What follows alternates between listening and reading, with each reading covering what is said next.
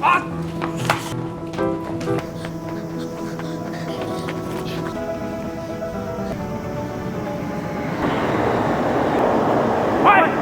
teman-teman, kembali lagi bersama Mavi Film.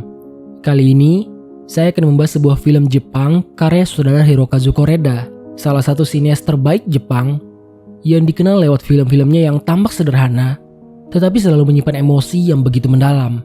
Di balik kisah tentang sebuah keluarga kecil yang bertahan hidup dengan mencuri, tersimpan hubungan yang sangat hangat, penuh kasih sayang, sekaligus berbagai rahasia yang perlahan mulai terungkap. Tak heran jika film ini berhasil memikat jutaan penonton di seluruh dunia, serta meraih penghargaan tertinggi di berbagai festival bergengsi. Inilah Shoplifter tahun 2018.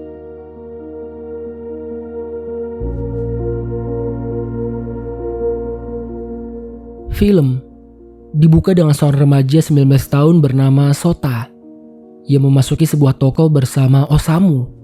Setelah memastikan keadaan sekitar aman, Osamu memberi isyarat. Dengan gerakan yang sudah terbiasa, Sota memasukkan berbagai kebutuhan ke dalam tas sekolahnya.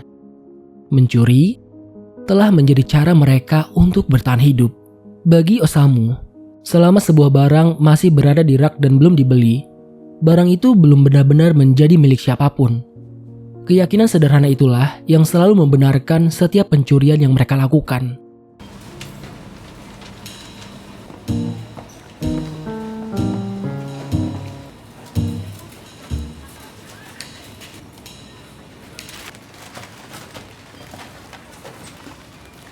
Dalam perjalanan pulang, mereka menemukan seorang gadis kecil berusia sekitar 5 tahun yang sedang mencari sisa makanan di dekat tumpukan sampah.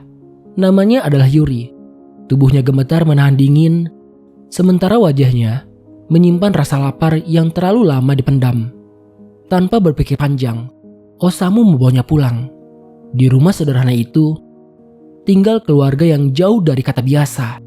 Ada Nobuya yang bekerja di sebuah laundry, Hatsue sang nenek yang menopang kehidupan mereka lewat uang pensiunnya, Aksi yang bekerja di sebuah klub malam, serta Sota yang telah mereka besarkan layaknya anak sendiri.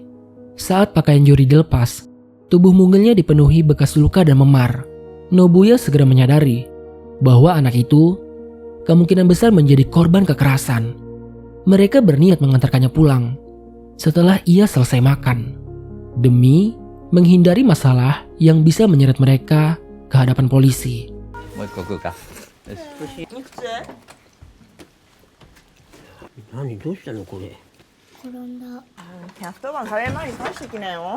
Awalnya, kehadiran Yuri tidak terlalu dipedulikan. Namun setelah melihatnya melahap makanan dengan penuh rasa lapar, hati Hatsue dan Nobuya perlahan luluh. Untuk pertama kalinya, Yuri merasakan kehangatan yang tak pernah ia dapatkan di rumah ia sendiri. Namun ketika Osamu dan Nobuya tiba di depan rumah Yuri, suara pertengkaran terdengar dari balik dinding. Saat itulah, mereka menyadari bahwa rumah itu bukanlah tempat yang pantas disebut rumah. Tak seorang pun benar-benar menantikan kepulangan Yuri. Rasa iba akhirnya mengalahkan ketakutan. Yuri kembali dibawa ke rumah kecil yang meski serba kekurangan, masih menyisakan kehangatan.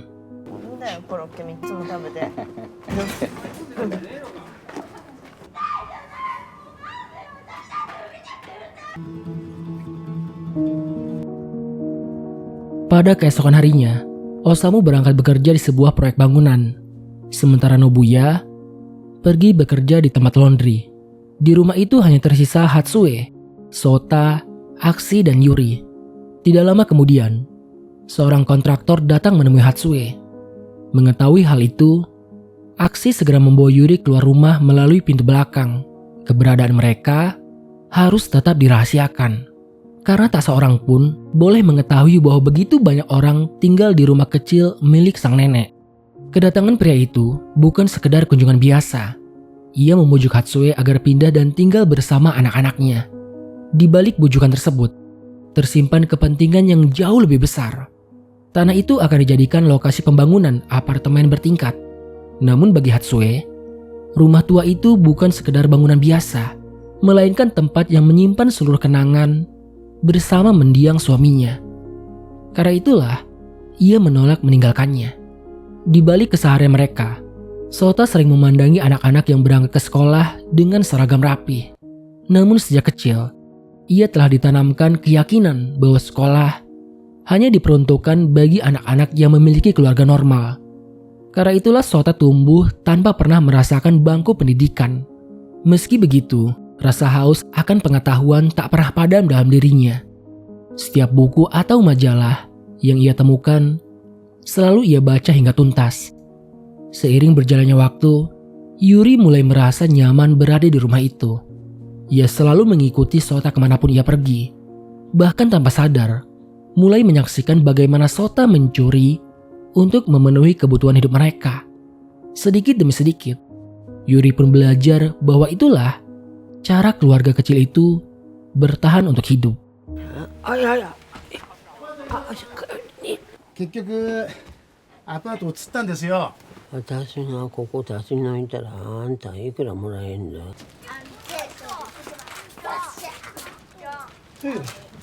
どうしたのそれ。ママ優しいよ。お洋服も買ってくれるもん。 Pada malam harinya, mereka berkumpul untuk makan bersama. Di tengah suasana hangat itu, muncul kekhawatiran bahwa orang tua Yuri mungkin sedang mencarinya. Namun bagi Nobuya, kemungkinan itu terasa sangat kecil. Tak lama kemudian, Yuri mengungkapkan bahwa neneknya yang selama ini merawatnya telah meninggal dunia, membuat kesepian yang ia rasakan semakin terasa. Sementara itu, Hatsue mencoba menghentikan kebiasaan Yuri mengompol dengan ramuan tradisional berupa sedikit air garam. Namun keesokan harinya, cobaan kembali datang. Osamu mengalami kecelakaan saat bekerja di proyek bangunan hingga kakinya terluka parah. Ia terpaksa beristirahat dan kehilangan penghasilan untuk sementara waktu. Keuangan mereka semakin terpuruk. Di sisi lain, kekhawatiran terus menghantui. Karena keberadaan Yuri yang tinggal bersama mereka bisa saja memicu tuduhan penculikan apabila sampai diketahui oleh orang lain. 誘拐であれどう見ても監禁も身代金要求もしてないし。好きなの本当に食べたことあるのおばあちゃん。美味しい。怪我してる。ひびじゃなくて折っちゃった方が逆にいいんじゃないの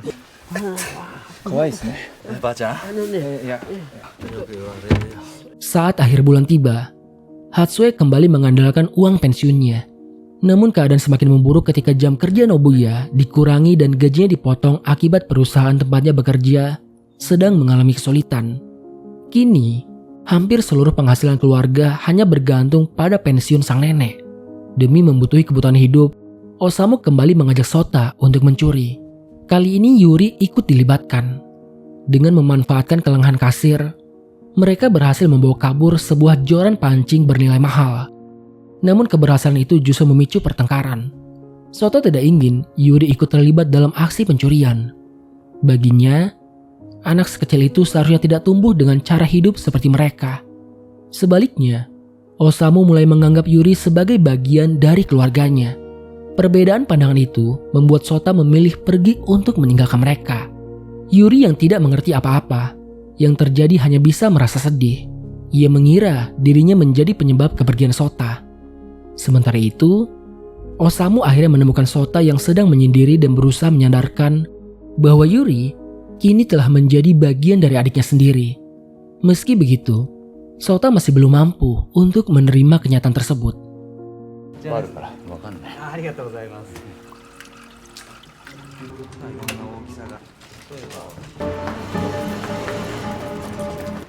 二人でもできるよ。妹だよ。ゆりはお前の妹だって。翔太のこと心配してんのエリのせいじゃないよ嫌いか、ゆりのこと。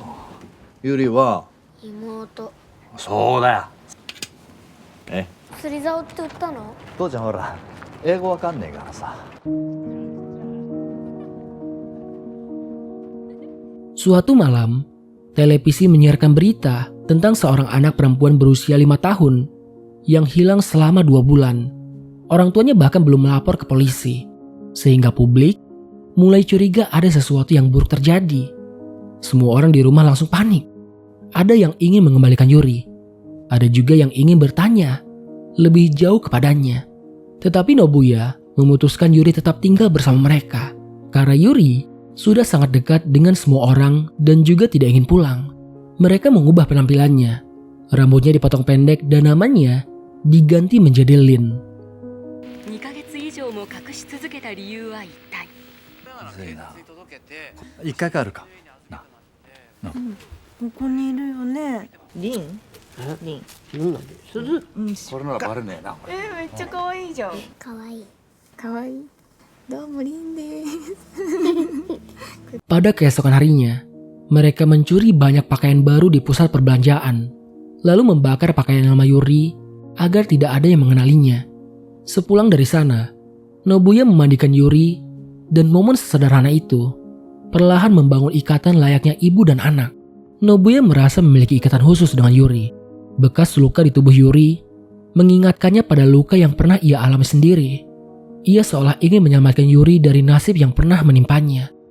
Kasih sayang yang selama ini tidak pernah Yuri rasakan, akhirnya ia temukan di rumah kecil yang penuh dengan keterbatasan itu. ねえねえ。アイロンでチューって私も。同じだ。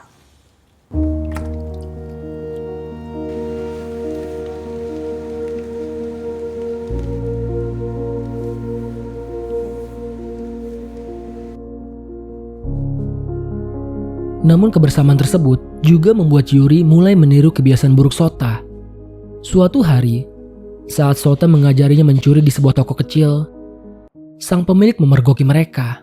Alih-alih marah, pria itu justru memberi mereka makanan dan secara halus mengingatkan agar anak sekecil Yuri tidak diajari untuk mencuri.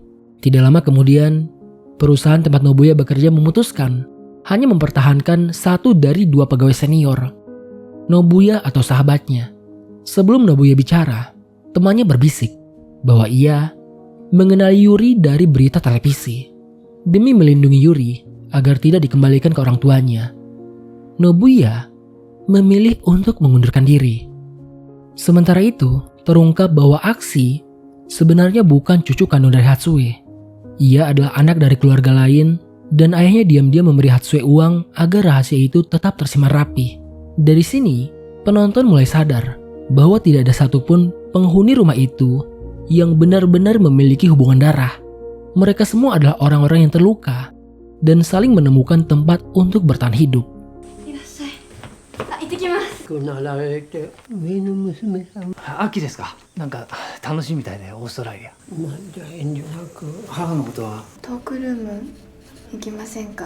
ここは直接喋ってもいい場所ですよ。いいよ。あったかいね。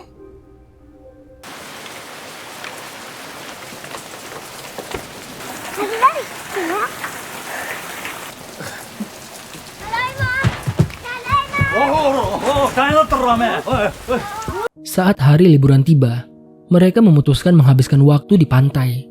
Di antara deburan ombak dan hangatnya sinar matahari, tak ada yang akan menyangka bahwa mereka bukan keluarga sedarah.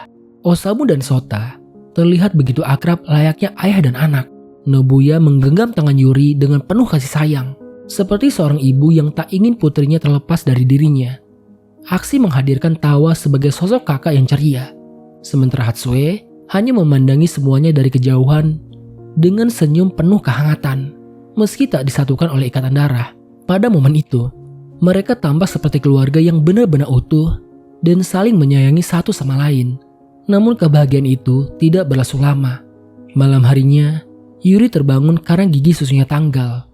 Setelah melemparkannya ke atas atap, mengikuti tradisi yang dipercaya membawa keberuntungan, mereka mencoba membangunkan sang nenek dari tidurnya. Namun sang nenek tak pernah membuka matanya lagi. Ia telah menghembuskan napas terakhirnya dengan tenang dalam tidurnya. Di tengah keheningan yang menyelimuti rumah, hanya Sota dan Yuri yang benar-benar tenggelam dalam duka. Keduanya pernah merasakan pahitnya kehilangan, sehingga mereka mengerti bahwa perpisahan adalah luka yang tak pernah mudah untuk diterima.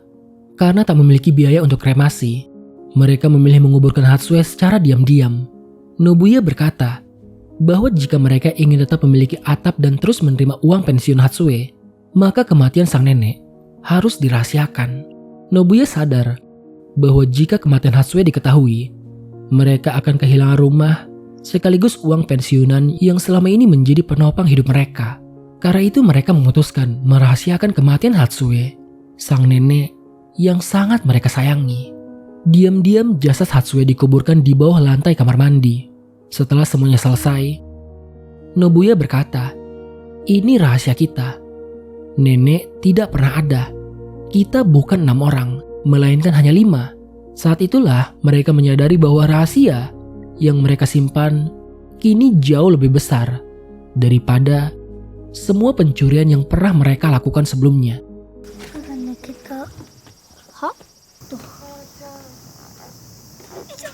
ばあちゃん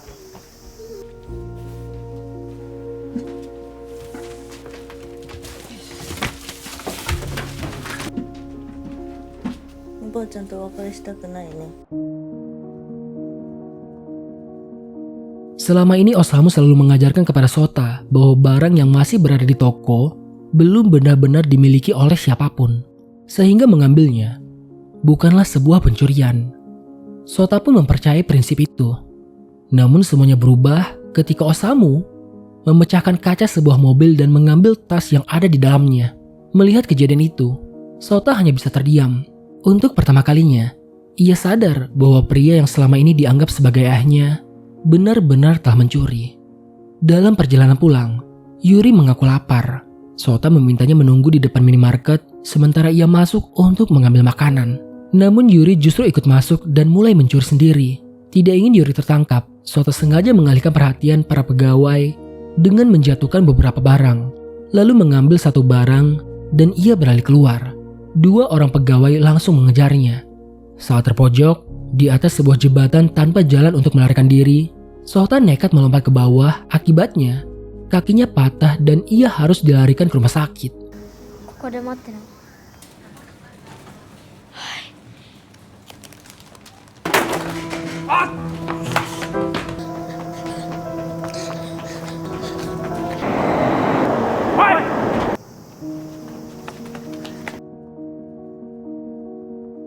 Ketika Osamu dan Nobuya datang untuk menjenguknya, polisi sudah berada di sana. Mengira keduanya adalah orang tua dari Sota, polisi mulai mengajukan berbagai pertanyaan. Menyadari situasi mulai berbahaya, Osamu dan Nobuya segera meninggalkan rumah sakit. Mereka kemudian mengajak seluruh keluarga untuk melarikan diri sebelum polisi mengetahui semuanya. Namun usaha itu gagal. Polisi lebih dulu menangkap mereka sebelum mereka sempat kabur. Penyelidikan pun segera dimulai.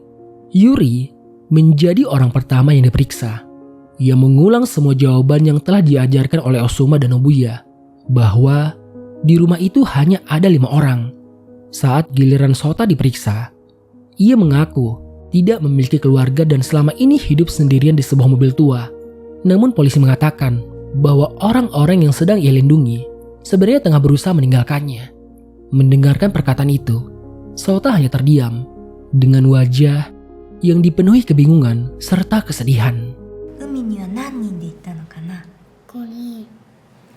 車の中で。 みんなで荷物まとめて逃げようとしてるとこだったんだよ。あなたを置いて。 Satu persatu rahasia mereka terungkap. Sementara itu, aksi harus menerima kenyataan yang jauh lebih mengejutkan. Polisi mengungkap bahwa Osamu dan Nobuya pernah membunuh mantan suami Nobuya lalu menguburkan jasadnya. Saat itulah aksi menyadari bahwa selama ini ia hidup bersama 2 orang pembunuh tanpa pernah mengetahuinya. Dalam pemeriksaan, Nobuya mengaku membunuh suaminya karena selama bertahun-tahun menjadi korban kekerasan dalam rumah tangganya. Menurutnya, jika saat itu ia tidak melawan, justru dirinya yang akan kehilangan nyawa. Osamu kemudian menceritakan bagaimana mereka menemukan Yuri yang terus menjadi korban kekerasan dari orang tua kandungnya. Namun di mata hukum, semua alasan itu tidak mengubah kenyataan bahwa mereka telah menculik seorang anak. Ironisnya, Yuri akhirnya dikembalikan kepada orang tua kandungnya. Tak seorang pun bertanya, apakah ia benar-benar ingin pulang ke rumah itu. Tidak lama kemudian, Aksi mengetahui bahwa selama ini Hatsue menerima uang dari orang tuanya agar tetap menampungnya. Kenyataan itu menghancurkan hatinya. Dalam kondisi yang terpukul, ia akhirnya mengungkapkan bahwa jasad Hatsue dikuburkan di bawah rumah. Tidak lama berselang, rumah kecil itu dipenuhi dengan polisi dan wartawan. Penemuan jasad Hatsue menjadi berita besar. Sementara, seluruh penghuni rumah ditetapkan sebagai tersangkanya. Di sisi lain, masyarakat dibuat bingung oleh satu pertanyaan. Bagaimana orang-orang yang tidak memiliki hubungan darah itu bisa hidup bersama layaknya sebuah keluarga? 刺して殺して埋めてるの。まあ地上のもつれね。身代金とか要求してないか、腹すかしてんの見かねて。私がおばあちゃんと暮らしてるって知ってたんですか？自分の夫を奪った家族からお金が欲しかっただけなのかな。ザフになりすましていた人たちが一体何を目的にこの家に集まっていたのかは。殺さなかったら2人ともやられてたわけだし。 Sementara itu, Nobuya memilih memikul seluruh kesalahan seorang diri. Ia mengaku bertanggung jawab atas semua yang terjadi agar Osamu tidak menerima hukuman yang jauh lebih berat. Mengingat pria itu telah memiliki catatan kriminal sebelumnya. Baginya itulah satu-satunya cara untuk melindungi orang yang ia cintai. Nobuya juga dituduh menculik Sota dan Yuri. Namun ia tidak pernah mendapat kesempatan untuk menjelaskan bahwa semua yang dilakukannya berawal dari keinginan menyelamatkan mereka dari kekerasan yang terjadi di rumah masing-masing. Rumah kecil yang dipenuhi tawa kini berdiri sunyi. Tak ada lagi suara anak-anak ataupun meja makan yang ramai. Yang tersisa hanyalah kenangan tentang keluarga yang pernah saling menghangatkan satu sama lain. Sementara itu, Sota ditempatkan di bawah pengawasan lembaga kesejahteraan anak. Untuk pertama kalinya dalam hidupnya Sota, ia tinggal di sebuah panti dan mulai bersekolah. Saat mendengar hal itu, Sota mengaku bahwa dirinya sudah memiliki rumah. Petugas hanya tersenyum dan menjelaskan bahwa sekolah bukan sekedar tempat untuk belajar, tetapi juga tempat mengenal dunia dan menemukan teman-teman baru. Beberapa bulan kemudian, Sota diam-diam menemui Osamu. Melihat Sota, Osamu menyadari bahwa anak yang dulu selalu berada di sisinya kini telah tumbuh jauh lebih dewasa. Dengan nada penuh penyesalan, Osamu berkata bahwa selain memberinya tempat tinggal dan makanan, ia merasa tidak pernah mampu memberikan hal lain yang lebih berarti. Sota hanya menundukkan kepala. Rasa bersalah masih menghantuinya karena ia menganggap kejadian di minimarket menjadi awal dari kehancuran keluarga mereka. Namun Osamu menenangkan Sota. Menurutnya, meskipun peristiwa itu tidak pernah terjadi, semua ini pada akhirnya tetap akan berakhir seperti sekarang. Ia pun menegaskan bahwa tidak seorang pun pernah menyalahkan Sota. Tidak lama kemudian, Nobuya datang menemui Sota. Untuk pertama kalinya, ia menceritakan asal-usul Sota yang selama ini disembunyikan. Saat masih berusia sekitar 4 tahun, Sota ditemukan sendirian di sebuah mobil Toyota merah yang terparkir di dekat sebuah gedung. Nomor kendaraan itu masih tersimpan rapi, sehingga suatu hari nanti, ia masih memiliki kesempatan untuk menemukan orang tua kandungnya. Namun semua itu tidak lagi berarti apa-apa bagi Sota. Baginya, keluarga yang selama ini ia kenal hanyalah Osamu dan Nobuya. Nobuya hanya tersenyum dengan mata yang mulai berkaca-kaca. Tanpa mengucapkan apapun, ia berbalik dan kembali memasuki ruang tahanan. Seolah ia tahu bahwa setiap detik perpisahan hanya akan membuat semuanya terasa semakin berat. 翔太、あんた拾ったのはね、車は赤のビッツ。本物の父ちゃんとお母ちゃん見つかるから。僕が捕まったから。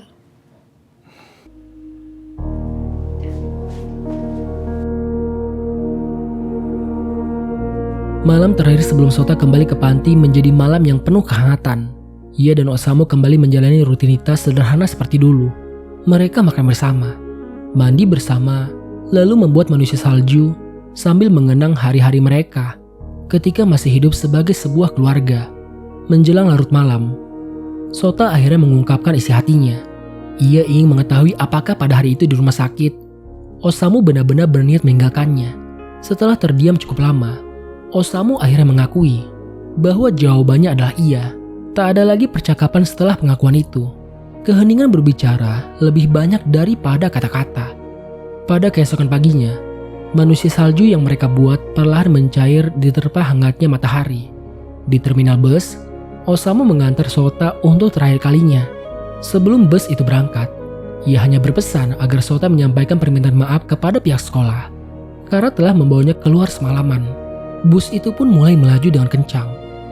Dari balik jendela, Sota melihat Osamu terus berlari mengejar bus selama tenaganya masih mampu. Hingga akhirnya, Sosok itu perlahan menghilang, meninggalkan Sota yang hanya mampu menatap keluar jendela dengan air mata yang tak lagi sanggup ia bendung. 僕を置いて逃げようとしたの？おじさんに戻るよ。ごめんな。おじさんもうわざと捕まった。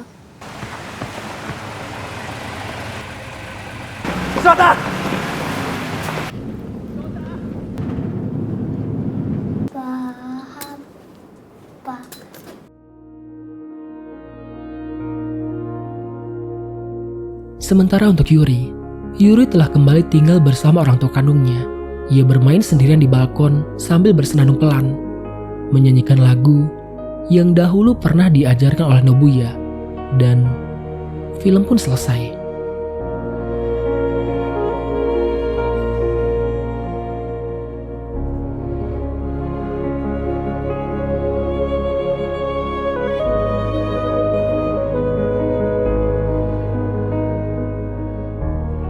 Shoplifter bukan sekedar film tentang pencurian, melainkan tentang makna sebuah keluarga.